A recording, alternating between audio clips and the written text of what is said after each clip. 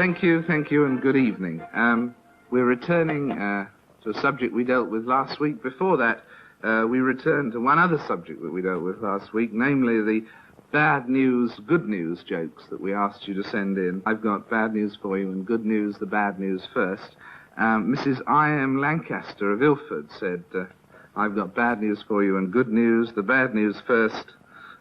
Here's a letter from our son's principal. He's being sent down for having a girl in his room. And now the good news, he's passed his biology exam. G.W. Pilson of Upper Wallingham, RSM to soldier, the bad news for you, you've been posted abroad. The good news, she's a cracker. Anthony, I never know whether this is Tiggy or Ty of Bushy, is right up to the minute. Policeman to motorist after crash. The bad news first. The doctor says you have 10 crushed ribs. Now the good news, you passed the breathalyzer test. Some of them went further than that and wider. From Oswestry we had this. Doctor after examining woman. I have good news for you, Mrs. Smith. Woman, no, Miss Smith. Doctor, well, I have some bad news for you, Miss Smith. You're going to have a baby. Woman, that's impossible. I have never ever been with a man. At this, the doctor takes a pair of binoculars from his drawer and looks out of the window. Woman, what are you doing? Doctor, last time this happened, 3 wise men came over the horizon and I don't think it's expected.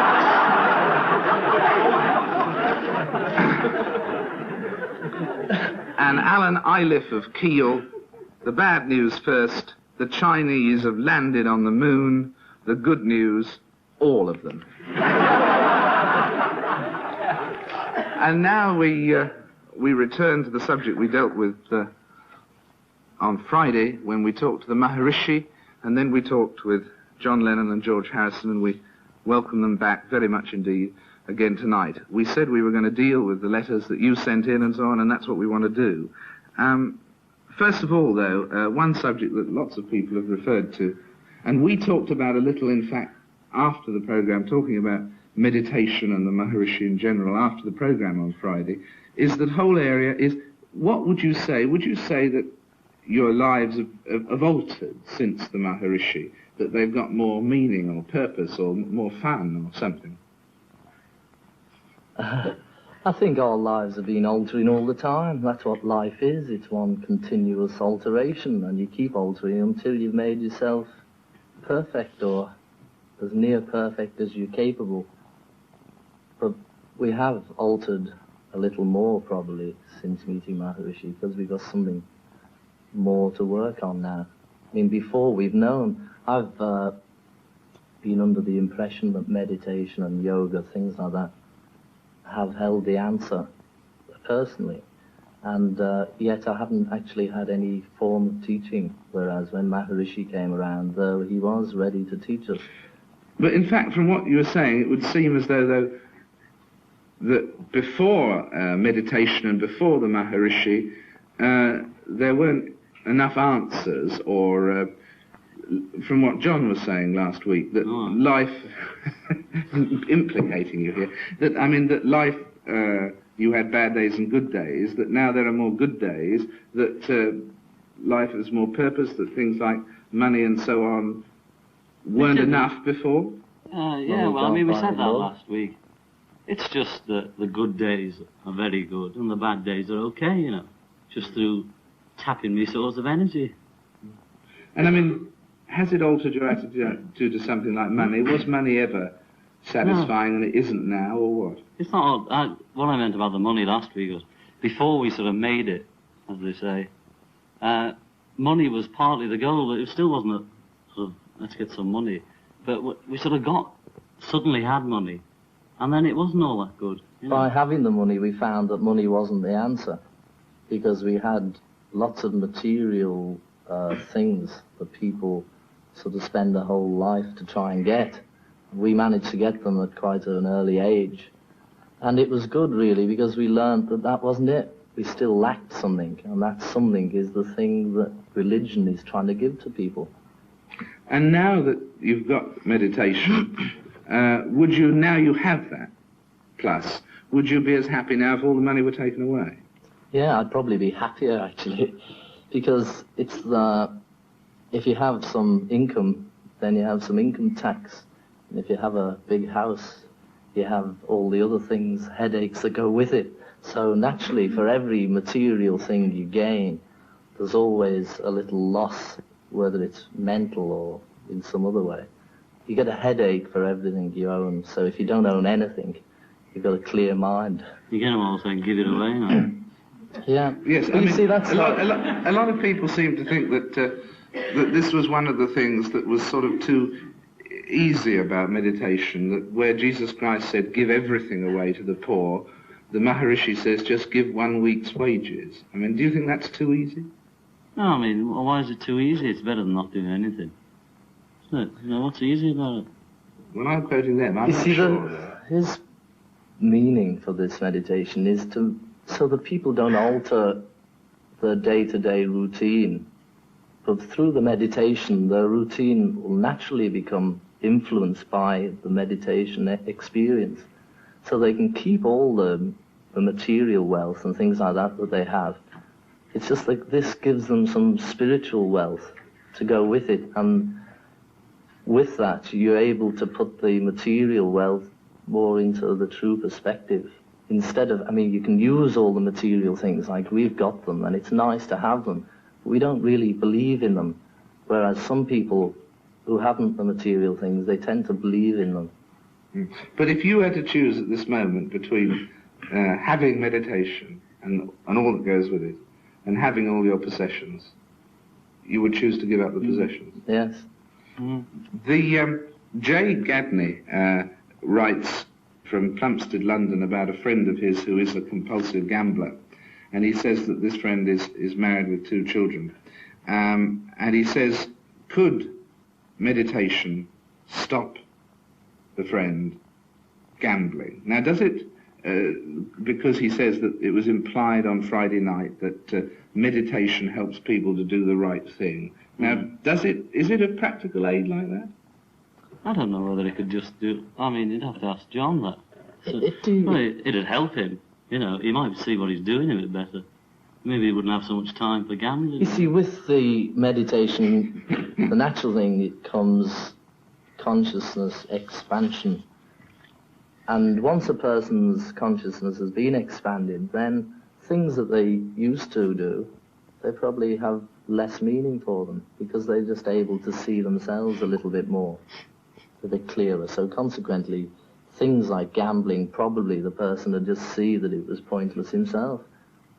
Yes, a lady writing from Gosport goes further. She's been practicing transcendental meditation for some time, and she says that you become more and more aware of all the dangers that exist in present living, and she finds that she avoids social things and withdraws because you find it such a strain to have patience with a senseless conversation, apart from it being an aimless waste of time. Well, thank you for coming. But no, I mean, can you see yourself getting as impatient as that with life on the superficial level? Is she doing the same one? Well, she calls it TM, but I mean, which I assume is... She says there's various forms of meditation, and as we're trying this one, we're not able really to comment on hers. Obviously, hers isn't much cop. Otherwise, otherwise she'd be happy and able to go through society with whatever she needs to do. You know, this is part of this thing, is to stay and be able to do everything that you normally do, just to be able to do it easier. Can you were explaining sort of after the program was over on Friday that, I mean, what the eventual aim of it is, and the eventual aim of life is, and the eventual point with meditation that you hope to reach. Scribbling on there again, if you like. What were you saying? Well, with this expansion of consciousness, these 3 states that we live in at the moment, like sleeping and waking and dreaming, they're all known as relative states, because it's all relative. Transcendental meditation takes you to that transcendental level of pure consciousness, But by going there often enough, you bring that level of consciousness out onto this level, or you bring this level onto that level. But the relative plus that level becomes cosmic consciousness. And that means that you're able to hold the full bliss consciousness in the relative field. So you can go about your actions all the time with bliss consciousness.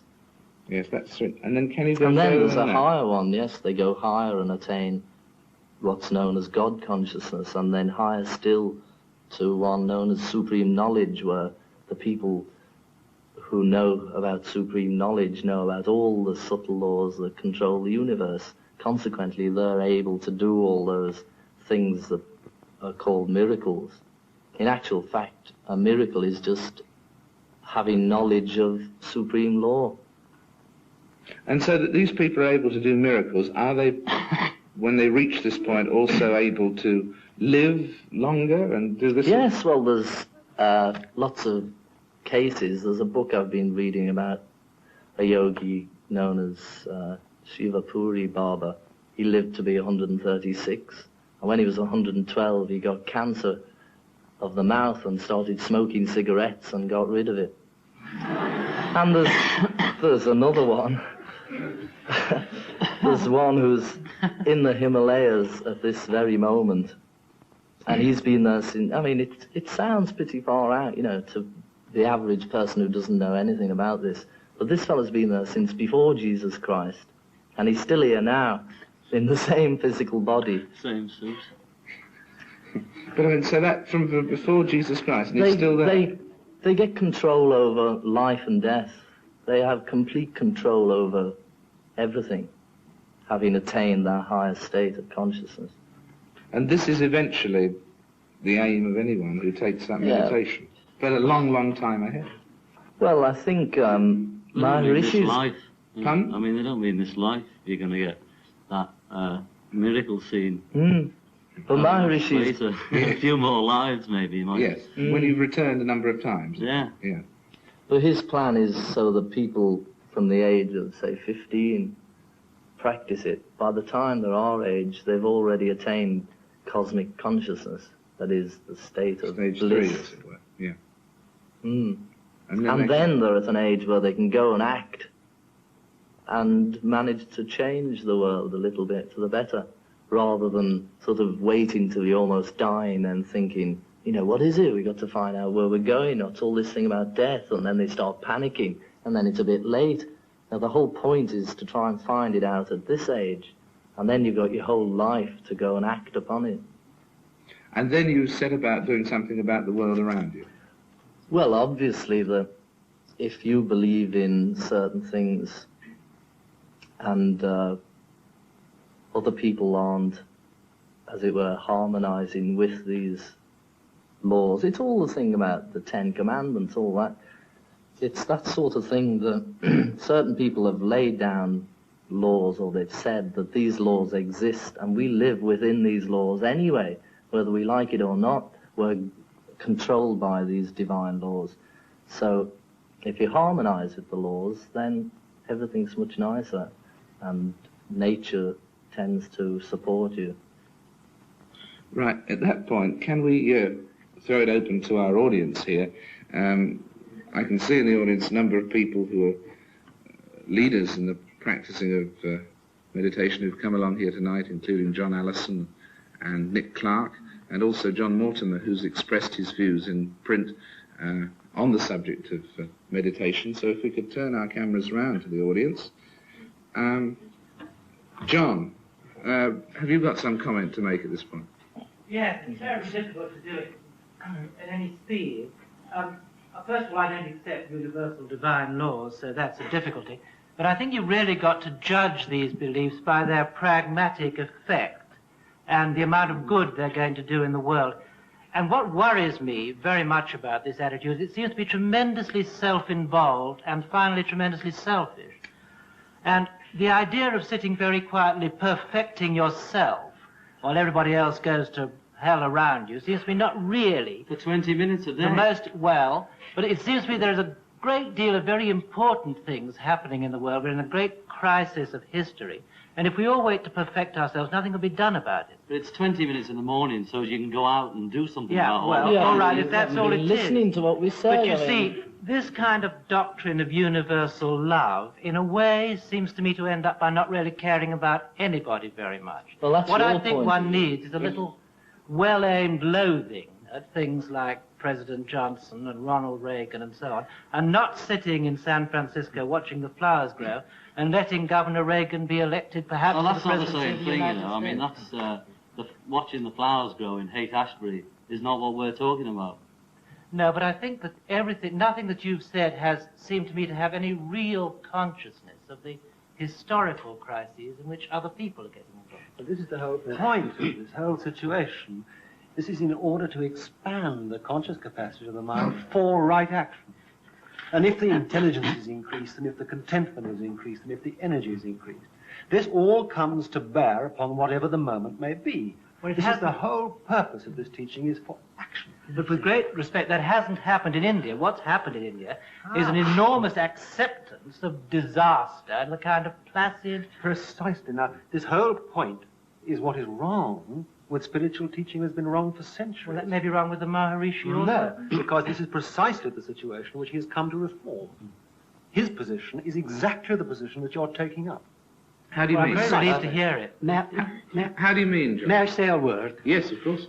A few moments of silence every day, of deep silence, can only be good, do good to us all in this world of noise. First. Second, if in these moments of silence, once we are conscious of something deep in us, which is our own being in eternity, independent of our becoming in time, then we have had the greatest and deepest experience of our life. Third, if in that moment we can feel that our object is to receive the love of the universe that brought us here and to give something of this love to all. At all times, in all places, if we can, and if not, to struggle to do it. It can only be good. John. And Well, again, it's very, very self-involved. You want to get peace, you want to enjoy peace, you want to enjoy placidity. You think that the universe is something which has independent love for you. I don't happen to agree. I think the universe is a soulless, biological thing, and it's up for us to improve it. And we're not going to improve it if we're going to stay quite still, enjoying peace and perfection. But It's a nobody's saying desperate stay still. impulse. Nobody's saying stay still all day, are I'm they? not doubting your sincerity, but this is like it, John. But do you think you're capable of doing a right action from a state of unlovingness? Oh, yeah. And this really, I'm sure you are. I don't think there was much love in Lenin or much love in many, Well, I many mean, yeah. people who've enormously advanced the happiness and the progress of humanity. No, but you're like a chap. And if Lenin had stopped quite still and had 20 minutes silence and then contemplated his navel, we'd still have Tsars. you might not have had the purges in the 1930s. Exactly, I mean, you know, exactly. It's a very difficult choice for What you. is the basis, what is the motivation of your action and your social concern? You're a man who's socially concerned. On what basis? I think that you must try and do an imperfect best to improve the lot of other people. But you don't Couldn't seem to agree know more. why. Absolutely It's- right. it's like, you don't seem to know why. I mean, Because I think that it's finally a kind of evolutionary necessity. I think that we must advance. must you not improve yourself first? Take the problem of war. We all want peace. I mean, except idiotic people or